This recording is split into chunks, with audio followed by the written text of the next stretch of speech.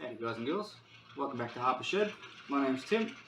Today we're going to do a little bit more on these saws. I'm going to give you a bit of an update on the one we worked on last week, and then we're going to get into this one, start pulling it apart and see if it's a viable candidate for a rebuild or if I just throw it in the parts bin and keep it as a backup for bits and pieces when that one breaks. So let's get some tools together, get it apart, find out what's going on inside.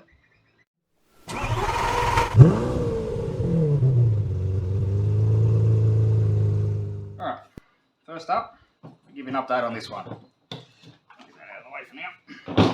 So, just over there. Stay. Alright, so as you can see, it's a lot cleaner than it was. I stripped it right down, gave everything a really good scrub up, tidied it up, fixed up the recoil so it performs a bit better and doesn't sound like you're stepping on a mouse.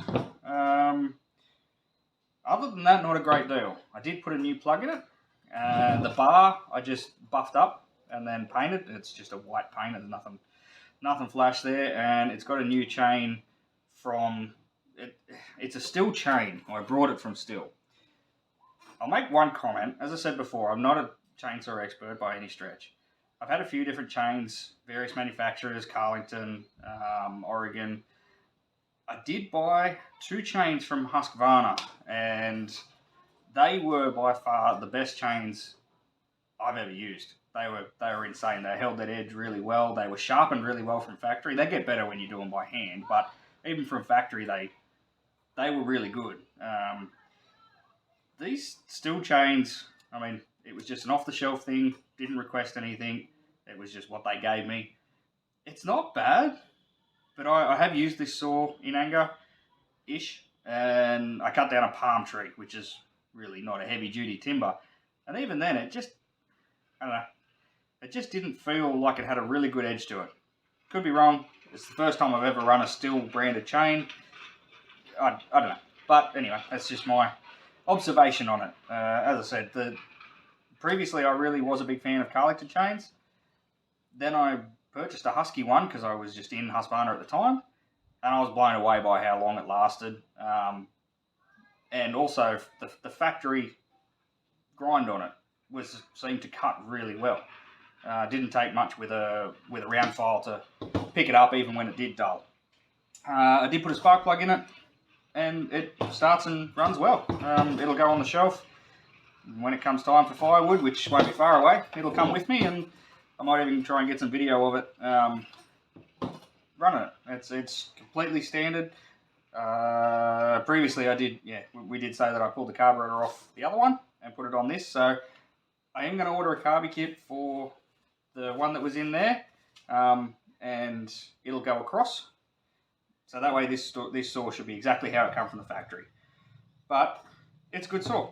It runs, cuts wood, what more do you want? So anyway, that's an update on that. It'll go on the shelf, and when I get a bit of time, get some wood, might take some video of it cutting. So let's get some tools onto that one, find out why it's got no compression, and if it's even remotely savable. So here we go. So I already pulled the top wrap off.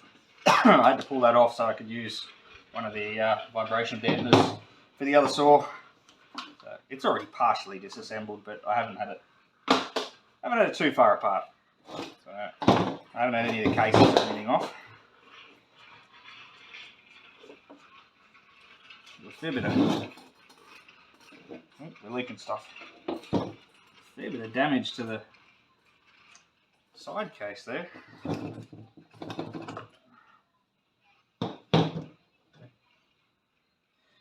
Pretty scudgy.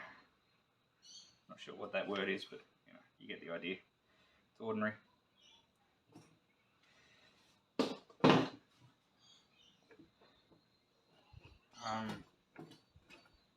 There's just no compression. So let's get the other case off.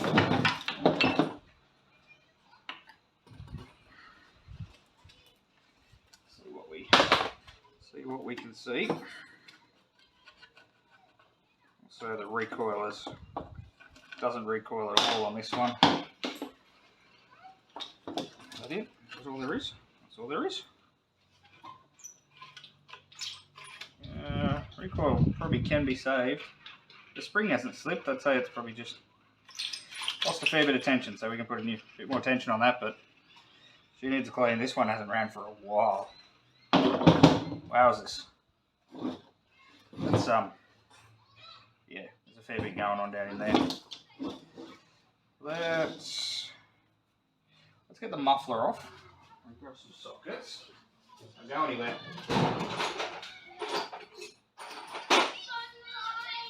Alright, where are we? I'm going with about 8 now. Oh. Let's get these off. I did take the muffler off the other saw when I was cleaning. I was quite surprised at the size of the expansion chamber on it. Pretty big sort of unit. The other one was fairly clean inside. Not too much carbon build-up. And this one probably will have. Let's get that out of the way and then we can have a bit of a look down the cylinder. See if we can see any broken rings. See what we can see. Alright, I'll get a light, get you in close, see what we can see.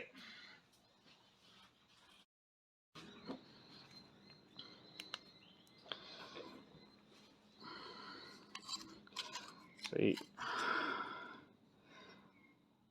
run it down. Try and get some light in there. Try and get some focus in there. I don't know if it's going to show up particularly well, but there's some pretty decent scores on the other side.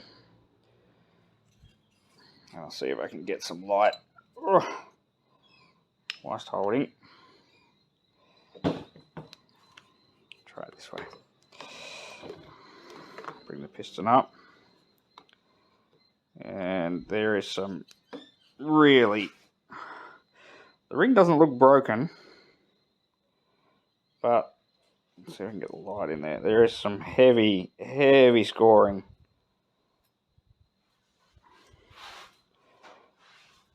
On the piston. Oop. So, I think that well and truly warrants taking the barrel off.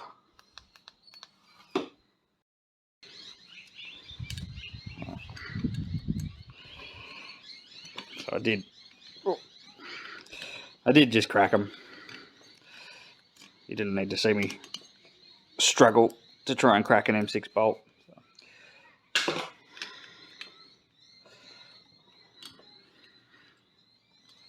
My hands out of the way.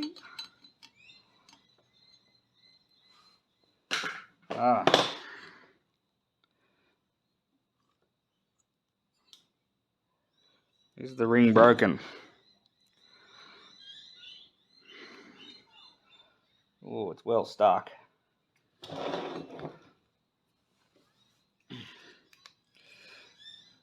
The piston's not very happy. That's very scored. Not too much carbon on top. But it is heavily scored all the way around. The ring's actually stuck in the ring groove. Try and get so you can see it. Nope, come on, there you go. That's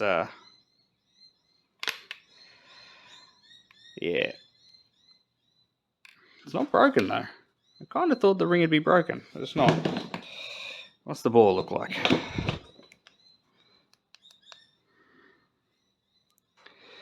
See if we can get down in there. There we go. Where's the exhaust? See if we can see down in there at all. Not really. That's pretty very...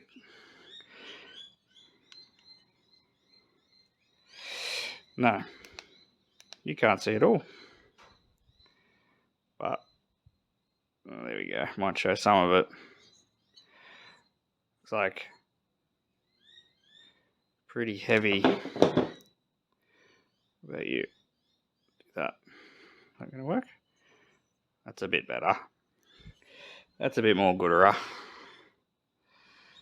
That's I mean, I could try and put the hone on it, but they're pretty deep. Yeah. Alright. Bottom ends. Oop. Well, done it now. Just lost all the rollers out of the bottom end. Oh, that was dumb. Oh, well, we might as well see if I can get this. See if I can rattle that off. Get it off and split the case. I mean, not a whole lot of play. There's a bit of side play, but that's not that big of a deal. So, and there's not really any sort of up and down or side or that sort of movement in the crankshaft. So it's possible that the seals would have survived. I think we're more just looking at a completely stuffed bore, which it is. It's scored all the way up and down and all the way around and around. So, as is made pretty obvious by the piston. So, I'll see if I can get it apart any further. If I can't, we might just jump online and see what a piston and ring's worth. Something that's different too. The other saw, you could see in through the exhaust port, and I could see the other piston had 2 rings on it, which I sort of thought was a bit odd, being such a small saw. I didn't expect it to have 2. So that's something noted that's different. Yeah. Anyway, we might see if we can get the flywheel off. If we can, then we'll split the case and start diving a bit deeper. But if a piston and barrel, because I just don't think that barrel's coming back. If a piston and barrel isn't too expensive, we might throw one on. Anyway, we'll try and get that off first.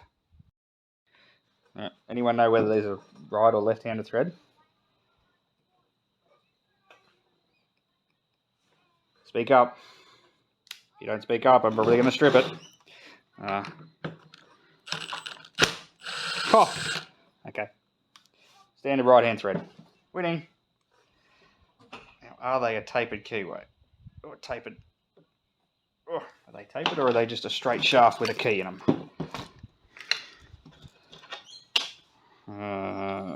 They got a key. They don't have a Woodruff key in them, but I can't see any areas to put a puller on. I don't have a 3-claw puller that small. Should we just try and pry it? Yeah, why not? We'll try and pry it. Size screwdriver, not the biggest one we own.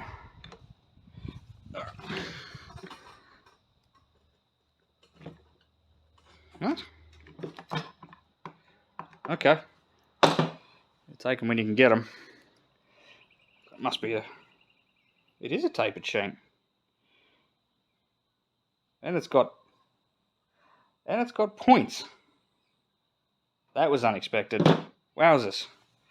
These really are old saws. I didn't expect to find points under there. I don't even think I've got a... Excuse the arm. Get the Woodruff key out. I did not expect points. There you go. What do they look like? I mean, they've got a hell of a gap on them. Better not lose all the bearings out of there. Let's try and get some of them out. Alright. Stay there then. Oh, there we go. God. Someone tell me how many there's supposed to be. Because I don't know. I did go to the Stihl dealership and he was pretty helpful in there at just our local one, and he had some pretty good parts breakdowns on the computer, so that's helpful. I don't know if I can get any more online or what, but all right, well that's good. We can strip the case now. I'm very surprised that it had points in it. I don't know. There's just a whole bunch of grunting that you didn't need to see or hear. This has got the longest lead I've ever seen on a chainsaw. But points are out. So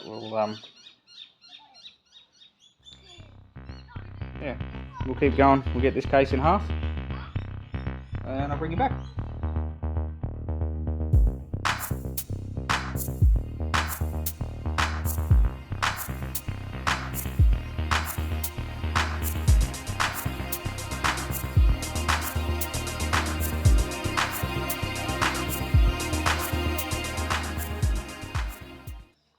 Sorry, camera wigged out. But the big question is, am I going to bother putting it back together? I don't think so. I just don't. I mean, after a quick Google, you're talking probably 50 odd bucks for a piston and ring. I didn't really find a cylinder. I'm sure if I looked hard enough I would, but I would be astounded if you'd get that for less than $50 to $60. And it'd be a aftermarket one. Would it be as good as a genuine Stihl one? Probably not. Would it run? Probably. Bottom line is, it's a very old saw. I mean, it just is. So I don't even really know how many of the parts from the inside would be comparable to the other version I've got. Even though it's a 010, I don't think the other one runs points. It may, I don't know. I'd sort of probably have to pull it and have a look. But it's just, I just don't think it's worth putting back together. If the other one does run points, then, you know, we might be able to clean these up and run them. But they're, will it focus? Probably not. Come on, do it. It's not going to do it. Take my word, they're ordinary. They'd file and they would run, but I also don't know if the condenser's any good. But I mean, she's crusty. So that's where we'll leave it. At least we got one good saw out of it. So this is a good runner. It'll keep running. As I said, I'll definitely bring you along when I go to run it this season. And yeah, that'll do it. So thanks for watching, and we'll catch you next time out in the shed.